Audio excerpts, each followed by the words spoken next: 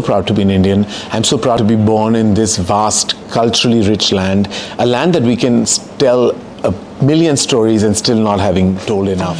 Hi, my name is Karan Johar and I'm at the gorgeous Raffles Hotel in Udaipur shooting for GlobalSpa India and GlobalSpa Middle East. Hey Karan, it's so awesome to have you with us again. Yes. If you remember, we did a shoot with you exactly 2 years ago around your birthday. Yes. And exactly 2 years back we're later. Yeah. Should we make this a biennial ritual? I think we should. Every 2 years. Once every 2 years we go to a beautiful destination. Absolutely. And a beautiful hotel. And we're in Deal? Udaipur at the Raffles Hotel. It's a deal. Firstly, it's a deal. Perfect. Always a pleasure to shoot with you, darling, with GlobalSpa. And I think so it's, not just the magazine, but also what you're communicating through it is growing from strength to strength. It's really a window into lifestyle, into grandeur, into glamour, and to all things glorious that we love. Oh my God, tum to rulaoge mujhe. It is so sweet of you. And I have to tell you, everybody in our team simply loves you. Oh, and when we were coming for the shoot, everybody in the office wanted to come.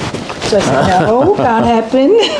No, it's such a pleasure, and I'm so glad you chose Udaipur as a destination, specifically this gorgeous property, the Raffles. I've been hearing so much about it. In fact, we have a team back home that's already done a location scout to film here, but I beat them to it. I came here first. Yeah, exactly. And it's special because this is the Made in India special. Yes. And you are the epitome of Indianness. Right. And your movies reflect that so beautifully. So I'm going to ask you, as a trendsetter, you have completely changed the way Indians wed now. The song, setup, clothes, location, all are on point.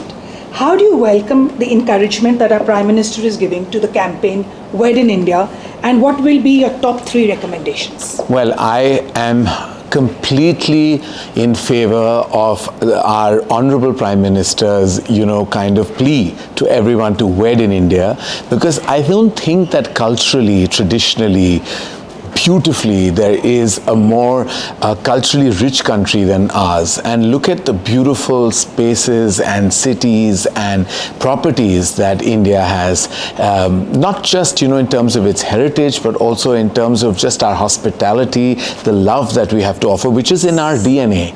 And so when the Honorable Prime Minister spoke about all weddings coming to India, I'm so glad that the Ambani family took the first massive step and had their beautiful wedding in Jamnagar. And I myself am a huge propagator of people getting married in this traditionally rich country of ours. And every time I feel like people tend to travel out of the country, they sometimes forget that they are leaving home, which is where their heart truly is and where the fabric of our nation resides. So I'm so much in favor of it, and I'm so glad that weddings have also been part of the DNA of our movies. Dharma Productions pretty much has tried very hard to project, and if you notice that all our weddings in the movies have always been very traditionally rich, right up to Rocky Rani Ki Prem Kahani, where we actually chose Rajasthan again as a destination for the final wedding set piece in the song Kurmai with Ranveer and Alia. And here I am in beautiful, rich Indian attire at the Raffles property in Udaipur, and saying very strongly that please wed in India. Please make sure that all your beautiful weddings and your rituals are actually deeply embedded in the fabric of our nation. Fantastic. And Rocky and Rani, congratulations. That was such a great movie. Oh, thank you. Really loved it. Thank you. Means a lot. And the whole nation loved it. The world loved it. So, how have you seen the Bollywood industry change over the years? What major shifts or trends have you observed in Bollywood films making? How do you think films are evolving, and how is your role in it? Well, I won't speak about my role because I'm just trying to kind of keep up, I think, and remain relevant with our times. I think so much is happening. There's a huge shift in our cinema. And a large part of it is actually, I would attribute to the digital revolution that is taking place. What has happened is with the advent of streaming services doing such incredible work, there's been a huge surge of great writing, of great talent. And I think Indian cinema has hugely benefited from that revolution. So I think we're telling better stories because there are better storytellers that are getting platforms now. now. Our writers have been empowered, storytellers have been empowered, writers' rooms have been empowered. Great actors are now in the forefront, leading digital shows and now leading feature films. So because the writing has really, truly, I would say, exponentially become stronger, our cinema, therefore, is bearing the fruits of it. I feel in the last, if you just take the last 5 years or last 7 years, some of our stories have been more varied, have been vast in terms of just traveling through the landscape of emotions, of action, of tentpole films. Just if you see, last year, while we had a Pathan and Jawan, leading the foray, the massive success of Gaddar, we also had the traditional family film in Rocky Aur Rani, and we had the beautiful 12th Fail, which I believe was the best film of last year. 12th Fail tells the struggles, the trials and tribulations of the UPSC exam. Now, who'd imagine in the same year, you began the year with Pathan and you ended with 12th Fail. And that shows the gamut of emotions and stories that our country, and not just that, with also the massive success, the films in across the country, like Malayalam cinema. Let's take a beat and talk about how strong that cinema is. Back to back, there have been 4 feature films made in Malayalam cinema that have actually broken not just worldwide records, but have been embedded in like huge critical acclaim, starting with Premalu, going into Malumal Boys, going now into The Goat Life, going into the mavericks of Malayalam cinema, Tamil cinema, Telugu cinema, Kannada cinema, with what happened with KGF, and also the beautiful stories in Marathi cinema and Bengali cinema and cinema across the country, and the short film revolution. We have young, dynamic filmmakers telling beautiful short stories that have done immensely successful at festivals across the country. We have voices that are now resonating in Lionsgate, in Sundance festivals, at the Cannes Film Festival, the Venice Film Festival. Our storytellers, filmmakers are everywhere. So we're trying in our own tiny way at Dharma Productions to, kind of evolve with the times and also remain relevant to the times. So I think Indian cinema is heading back into its golden period again, which we left back in the 40s and 50s, and now we're revisiting, and I'm proud to be part of this entire movement right now. And you're doing diverse stuff, right? From a Rocky and Rani to the smaller movies as well. That's fantastic. In your opinion, what are the essential qualities that make a film successful, both critically and commercially?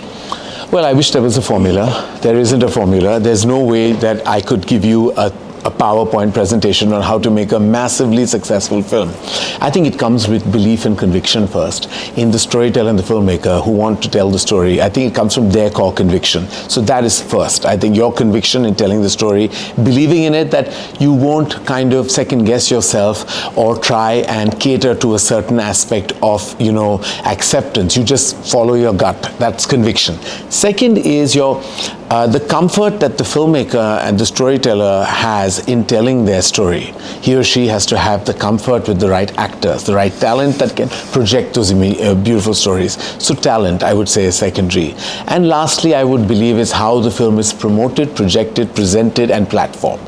That's very essential. There are many great stories, many great films that unfortunately don't get positioned right, and therefore lose an audience that may not even be aware of it. So I would say these would be the 3 pillars where I think successful films stand on. And you're, of course, the master of all 3. What are some of the biggest lessons you've learned from your experiences in Bollywood, both personally and professionally? The first thing is that you cannot be deluded about your failures. You have to embrace them, you have to envelop them, and you cannot be in denial of them. So the very first lesson I learned very early in my stage is that you have to be accepting of your failures, learn from them, and then move on. I would say the other learning I've really had is people management. I believe that a filmmaker's job is 90% handling people, 10% being talented or telling a story. Dealing with people is not easy because everyone comes with their own insecurities, sometimes egos, sometimes complexities, and I feel that you are the leader of your beautiful ship and the captain of your beautiful ship. But while you are the leader, you can't be a dictator. You have to be a democratic, very inclusive person when you lead a team. So I think the other thing is allowing people to express their opinions and not being completely, stuck in your own way. And lastly, I believe that the most important lesson that I've picked up is creating goodwill for yourself. being good and being kind comes easily, I think. But I think people sometimes rarely exercise that. I think it's very easy to be kind. It's very easy to be polite with people you work with. It's very a good morning every morning, a good night every night, a hello with a smile. It doesn't take a lot. Not always worrying about yourself, but worrying about your team, worrying about the team making the film. Those go a long way. So I think kindness, gentleness, goodness, and creating a goodwill for yourself is the other integral aspect that I believe very strongly in. Nice. Your talk show Coffee with Karan became immensely popular. What do you think was the key to its success? And do you have any favorite moments from the show? Several moments. But I would say that the film, the show Coffee with Karan is a large part of who I am today. I think the reason it does very well is because the guests that come on the show mostly know me really well and closely. So it's like a voyeurism that actually works, because you feel like they start speaking to you like the cameras are not rolling. Yeah. They're not conscious of the camera. They speak to me candidly because they know me candidly. And so I think the ease in the conversation, the comfort that they have, the trust and faith they put in me makes the conversations very candid, and I think the candidness, the candor, the irreverence, sometimes just the openness of the chatter and the chat and the conversations have truly made the show what it is. Favorite moments, I would say several, but I think this season, the opening episode with Ranveer and Deepika truly struck a chord, not because it was very different from the syntax of Coffee with Karan. It actually touched upon a different aspect of like all our personalities, Ranveer's, Deepika's and mine. And I think we not just spoke about our own, insecurities and our emotions, our deepest emotions, but also made it very accessible to everyone who was watching it. That will remain one of my most favorite moments. And of course, every time I've had Shah Rukh on the show, it's been spectacular. He hasn't visited us in the last 2-3 seasons, but we're hoping the next season I can convince him, rather beg him to arrive. No, we're waiting for the next season very avidly. Can you share some of the most challenging aspects of balancing your role as a filmmaker, producer, and a television personality? Well, they're all three different.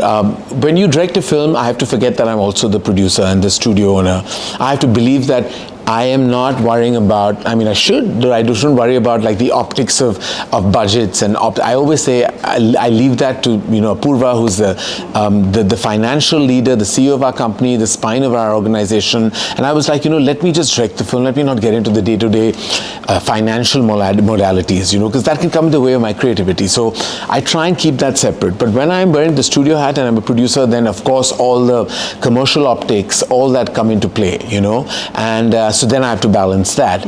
As a talk show host, that's my downtime. That's a hobby for me. It's like really when like I take a gap between movies and I find a space where I can take 3 months off and do the show, I do it. So it never comes in the way of the other two aspects, which are very strong in my life, that of a producer and that of a director. Yeah, it shows that you really enjoy doing it. I love it. I feel like if I don't, it'll come through. So how would you define your own cultural identity?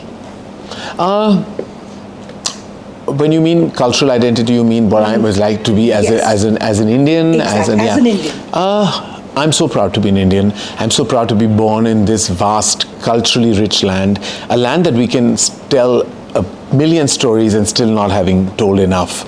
I'm a huge believer of also the traditions. Let me also say that while we're all evolving and accepting modern society, and of course being progressive and being woke and kind of going with the times, there are some aspects of our upbringing that are deeply embedded in the tradition of our rich country, that of respecting our parents, of respecting our elders and forefathers, that of teaching the right manners to our children, that of being hospitable, which is really in our DNA. And I love that some of these aspects are truly traditionally Indian, and I think they are authentically us, and I'm proud that we take it wherever we go with us. We travel with our emotions on our sleeve, and I like that we are sometimes overtly emotional, we are hyper emotional, sometimes a tad melodramatic, but we don't keep it within ourselves. Someone asked me, that how come you have 13 days when a family member passes away? And I was like, well, I believe that certain rituals in our beautiful country they come with an emotional purpose. The reason we take a 13-day, of rituals and family coming across, because it actually gives the family time to kind of, deal with the loss. Similarly, and the opposite of death is life and marriage and relationships. So when we have the marriages that we have, I mean, where in the world do you do marriages like Indians do? Exactly. The Sangeet now, for example, now is like literally traveling even across the world, which was traditionally a North Indian phenomena, is now not only across the country, and all the other states have accepted, embraced it, but even the world. I see the Western world watching our weddings, and the clothes and the rituals and every part, and I love it. I love it when I go to a wedding, and from the haldi right up to the pheras, all the dholki and the nach Gana family, I just feel like the color of our weddings is brighter than any other culture across the world. So these are the aspects that make me proud to be a proud Indian. So as a leading filmmaker, what do you suggest to amplify the reach and lure of the heritage monuments of India? Well, I think absolutely visiting them, and if you're allowed to, platforming them in our cinema would be so beautiful. There is still so many aspects, so many properties, so many monuments in our rich land, our beautiful country, that we haven't yet positioned beautifully on celluloid. Even now, if you go into the heartland of our nation, if you go to even pockets of Rajasthan that we haven't been to, or Kerala for that matter, in the beautiful West Bengal, even parts and Maharashtra, where really I believe that we haven't visited. And as a filmmaker, I think it's our responsibility to go across the country before we try and travel the world to show beauty, because there is beauty in the world, Absolutely. but there's so much beauty in our country. So I would say that we encourage our filmmakers to actually shoot in our, and now what is wonderful is that so many states are offering so many incentives to filmmakers, to come, and they want to embrace us and with open arms, and we want to take those invitations, because we believe platforming this great nation is not only just going to benefit our economy, our tourism, but also let the world see how beautiful our country is. So how has been your experience staying at the Raffles Udaipur? Oh, it's been absolutely fantastic. I got in yesterday, and I have to say kudos to the team at Raffles. The hospitality is absolutely impeccable.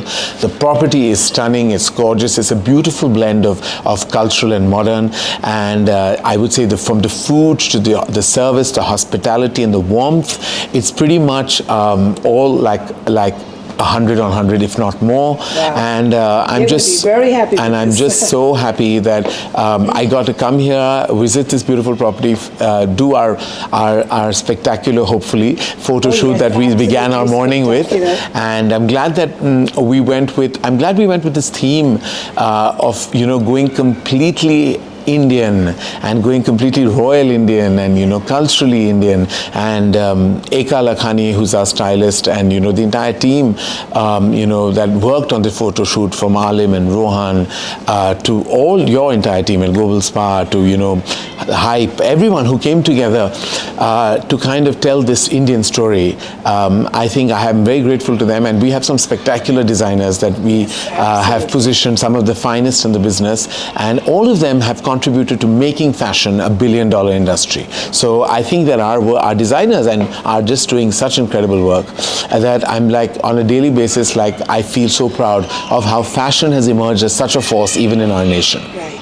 And now my favorite question. 3 reasons why you love GlobalSpa. 3 reasons why. I always say the 3 G's for GlobalSpa. I say grandeur, I say glamour, and I say glory. And I think those are the 3 G's, and I like the 4th G, GlobalSpa, and there you had, voila, probably the strongest lifestyle voice we have. Thank you. And I'd like to tell you something. GlobalSpa is a completely made in India magazine. Right. And it's the first Indian lifestyle magazine to go global. Wow. With the Middle East edition. Yes. And hopefully next year we plan to foray into another destination. Well, so we believe in India totally. Well, may the force of that always be with you, and may the power of being able to travel parts of our country and world, but keep it authentically Indian, always be with you. Absolutely. Thank you.